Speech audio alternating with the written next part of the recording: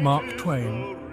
The name conjures up images of a white-suited wit, cigar in hand, spinning yarns that make you laugh and think. He was a man of the people, born Samuel Clemens in the heartland of America. But his pen name, Mark Twain, became a symbol. It stood for sharp observation, irreverent humor, and a deep understanding of the human condition. Twain wasn't just a humorist, he was a social commentator, a satirist, and a critic of his time. His words resonated with people then, and they continue to resonate with us today. Why? Because Twain had a knack for cutting through the BS. He exposed hypocrisy and pretension with wit and precision. He used humor as a tool. It wasn't just about getting a chuckle, it was about making us think, making us question, making us see the world in a new light. And sometimes that light shines on some uncomfortable truths. But that was Twain's gift. He could deliver those truths with a wink and a smile. He made us laugh at ourselves, at our institutions, at the absurdity of it all. And in doing so, he made us think about who we are and what we believe. It is better to keep your mouth closed and let people think you are a fool than to open it and remove all doubt. Classic Twain.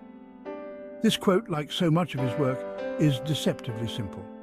It's funny, sure, but it also holds a grain of truth. We've all been there, right? Stuck in a conversation with someone who just keeps digging a deeper hole. And you think to yourself, maybe silence is golden after all. Twain reminds us that sometimes discretion is the better part of valor. Then there's this gem. The two most important days in your life are the day you are born and the day you find out why. Whoa, this one hits a little deeper, doesn't it? It's about purpose. It's about finding your reason for being. Twain seems to be saying that life isn't just about existing. It's about discovering what makes you tick. What gets you out of bed in the morning? What makes your heart sing? And once you find that thing, your why, then you've truly started living. These quotes, these little nuggets of wisdom, are scattered throughout Twain's work. They're like Easter eggs for the mind. You find them and they make you pause, reflect, and maybe even chuckle to yourself. Twain was a master of satire. He used humor not just to entertain, but to expose the hypocrisies of his time. And let's be honest, some things never change. His targets, racism, political corruption, religious hypocrisy, you name it. Take the adventures of Huckleberry Finn, for example. On the surface, it's a story about a boy and a runaway slave escaping down the Mississippi River. But beneath that surface lies a searing indictment of racism and the South's antebellum culture. Through Huck's eyes, Twain forces us to confront the evils of slavery.